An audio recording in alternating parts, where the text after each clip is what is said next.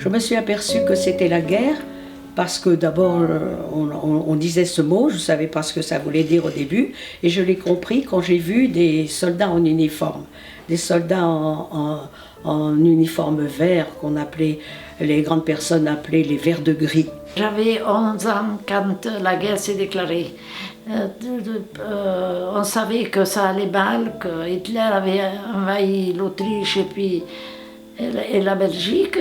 Et donc on a eu l'ordre de mobilisation, les cloches au canton sont mises à sonner. Et puis mon père a reçu son ordre de mobilisation, il est allé à la mairie.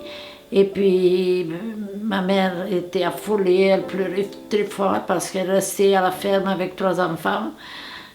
Et on était tous à l'école et mon petit frère avait que 5 ans. Alors ça a été terrible ce jour-là. Je suis le plus triste de ma vie tellement on avait peur que les Allemands envahissent toute la France et qu'est-ce qui se passerait. Bon. Un jour, un officier allemand est venu et il a demandé à visiter la maison. Notre maison était grande, bien exposée, avec beaucoup de pièces. Elle donnait sur un perron qui descendait vers un jardin. Et donc, on a été réquisitionnés. Après, la zone a été occupée, la zone sud. Et la résistance s'est organisée à l'appel du général de Gaulle. Et comme la maison de mes parents était au fond d'un village, il y avait des anciennes vignes, des taillis qui descendaient.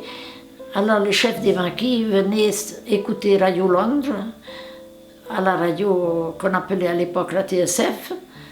Et donc il y avait une lucarne à l'évier, alors papa a surveillé que personne n'arrive dans la cour pour pas qu'il soit pris par des Allemands. Et la chance n'a jamais été dénoncée, parce qu'ils ne venaient jamais par le village, ils venaient par un chemin dans les bois raccourcis. Le maquis, on appelait le maquis parce que c'était des résistants qui se cachaient dans les bois. Il y avait l'armée secrète qui dépendait de l'armée française et les FTP qui étaient gérés par le Parti communiste français qui était à l'époque très puissant. Et alors souvent il y avait des accrochages entre eux, mais les Allemands ont été au Pont-l'Avéran, mais ils n'ont pas été dénoncés à côté de chez nous. Oui, j'allais à l'école, il n'y avait pas grand-chose de changé sur les écoles. Alors, à part que quelquefois, il y avait des sirènes, il y avait des alarmes, il y avait des bombardiers qui passaient. Et quelquefois aussi, il n'y avait pas d'école. Quand il y avait sûrement des mouvements de troupes, car à cette époque-là, j'habitais au bord, pas loin de la Seine, à 120 km de Paris, et donc c'était entre Le Havre et Paris, il y avait énormément de trafic, des convois allemands qui passaient sans arrêt, et donc c'était vers la fin de la guerre, quand la guerre s'est déportée vers les côtes normandes, là ça a été vraiment quelque chose d'important. On a commencé à avoir la vie très perturbée. Mais pour le reste du temps, le reste de la guerre, ce qui a plus gêné, c'était le manque de nourriture. On manquait de nourriture. On sait qu'à cette époque-là, dans les épiceries, il fallait fournir des tickets selon l'âge et le nombre de personnes qu'il y avait dans la famille. J'avais mon frère André qui avait 1 an de moins que moi, et puis mon petit frère qui avait 5 ans, à la déclaration de guerre. Et donc, papa est parti, mais il est rentré, il y a eu l'armistice avec le maréchal Pétain, qui a accepté la collaboration avec les Allemands, donc il y a eu l'armistice, et les pères de 3 enfants ont été démobilisés. À la Première Guerre, c'était 6 enfants. À partir de 6 enfants, on n'allait pas à la guerre. C'est comme ça qu'il y a des couples qui se sont dépêchés d'en faire un 6e pour que le mari ne parte pas à la guerre. Mais j'ai jamais entendu parler de ça, je sais pas. Est-ce qu'il y avait une limite? Mon père, il avait 42, 43, 44 ans. Et il aurait pu faire la guerre, il avait l'âge de la faire. Alors, quand la zone a été occupée, les Allemands sont descendus en Corrèze et en Dordogne. Et il y avait la faculté de Strasbourg qui était à Clervivre.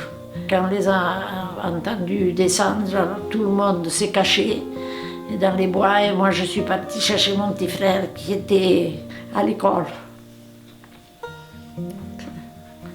Et je l'ai trouvé dans un champ de blé avec les instituteurs qui se cachaient.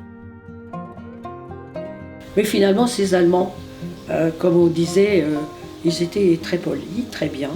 C'était pas des SS, c'était pas des tortionnaires, c'était pas des... Ils étaient très, très souriants, très gentils, très aimables avec nous. Hein. Mais moi, je me sauvais comme une vraie sauvageonne. Et je me cachais sous la rhubarbe du jardin. La rhubarbe était donc une énorme plante haute comme la table. Et moi, j'allais me cacher dessous. Un jour, les Allemands sont arrivés, j'étais cachée sous la rhubarbe. J'ai pas eu le temps de me sauver, de retourner dans ma maison. Et je suis restée cachée dans le jardin. Et pendant une bonne demi-heure, j'ai vu les Allemands passer et repasser dans l'allée du jardin, en discutant.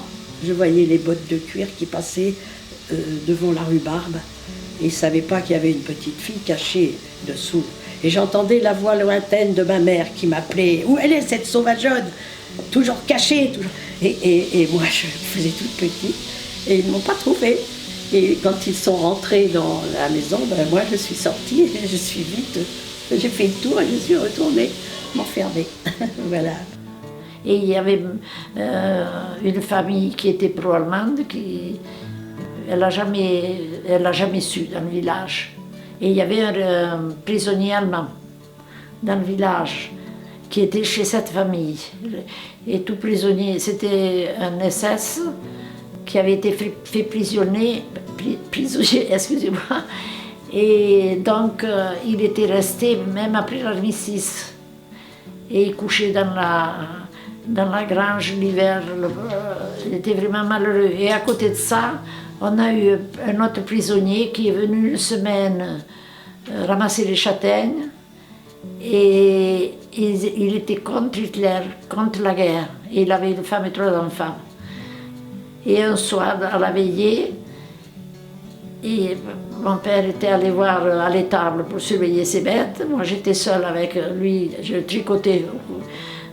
Et alors, il y en avait un qui était du côté droit de la cheminée et l'autre du côté gauche.